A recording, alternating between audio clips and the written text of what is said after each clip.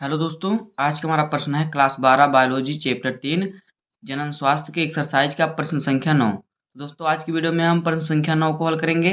आज देखते हैं प्रश्न 9 क्या है। देखिए, बंध दंपतियों को संतान पाने हेतु सहायता देने वाली कुछ विधियां बताइए। बंध दंपतियां यानी जिनको बच्चे नहीं होते उन्हें बंध दंपतियां कहते हैं। जैसे जिन पति पत्नी को बच्चे नहीं होते, दंपतियों का मतलब होता है पति पत्नी का जोड़ा।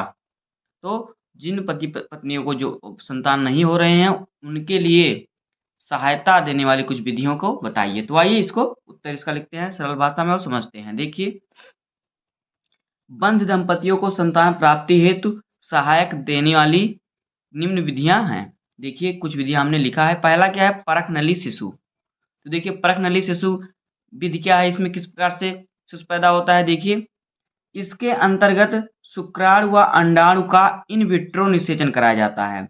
इन विट्रो निषेचन का मतलब क्या होता है। देखिए, इन विट्रो का मतलब है कि शुक्राणु और अंडाणु को निकाल कर उनको बीकर में किसी बीकर में रख के प्रयोगशाला में उसका निषेचन कराया जाता है। उसके बाद तत्पश्चात भ्रूण को समान स्त्री के गर्भाशय में प्रत्यारोपित कर लिया जाता है। मतलब कि उसे बाहर ही उसका निषेचन करा के उसे भ्रूण बना लेते हैं। फिर भ्रूण को महिला के जो होता है स्त्री होता है उसके गर्भाशय में प्रत्यारोपित मतलब रख देते हैं।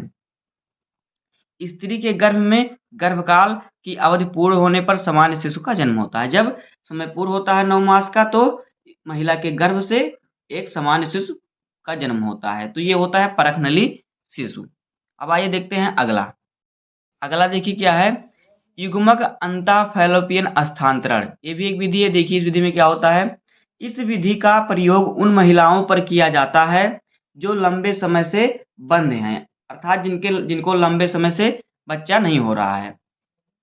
इसके अंतर्गत लेप्रोस्कोप की सहायता से फैलोपियन नलिका के एम्पूला में शुक्राणु व अंडाणु का निषेचन कराया जाता है। देखिए लेप्रोस्कोप एक यंत्र है जिसकी सहायता से क्या किया जाता है, शुक्राणु व अंडाणु का एम्पूला में निषेचन कराया जाता है।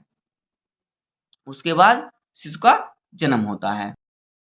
उसकी सहायता से जो लेप्रोस्कोप होता है उसकी सहायता जो फैलोपियन नलिका होती है उसमें महिला के गर्भाशय में जो फैलोपियन नलिका होती है उसमें उसके अंदर शुक्राणु और अंडाणु का निषेचन कराया जाता है। उसके बाद समय पूरा होने पर महिला के गर्भाशय से शिशु का जन्म होता है। तो ये हो गया फैलोपियन स्थानांतरण।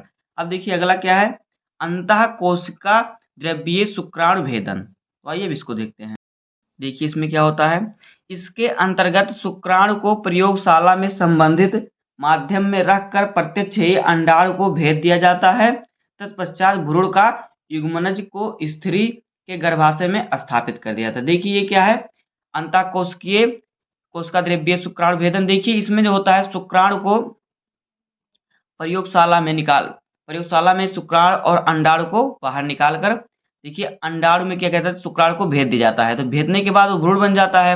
तो उस भ्रूण को क्या करते हैं, महिला के गर्भाशय में यानी स्त्री के गर्भाशय में स्थापित कर देते हैं यानी रख देते हैं। उसके बाद अवधि पूरे होने पर, समय काल पूरा होने पर शिशु का जन्म होता है। तो ये हो गया शुक्राणु भेदन विधि। अब देखते हैं कृत्रिम गर्भाधान। तो देखिए कृत्रिम गर्भाधान क्या होता है, इसका प्रयोग उन पुरुषों पर किया जाता है जिनमें शुक्राणुओं की कमी होती है। इस विधि में पुरुष के वीर्य को एकत्रित करके स्त्री की योनि में स्थापित कर दिया जाता है।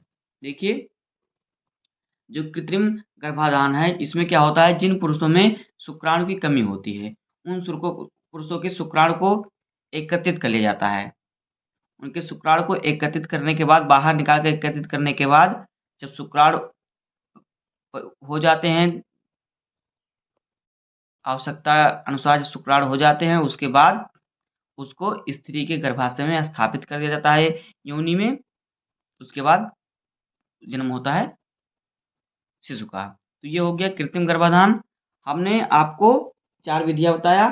बस आपको एग्जाम में इसी प्रकार से पूछेगा। उम्मीद है कि आपको वीडियो पसंद आया होगा। अगर आपको वीडियो पसंद आया हो तो वीडियो को लाइक कर दीजिएगा, चैनल पर नया सब्सक्राइब कर दीजिए। मिलते हैं किसी नेक्स्ट वीडियो में, तब तक के लिए धन्यवाद। जय हिंद।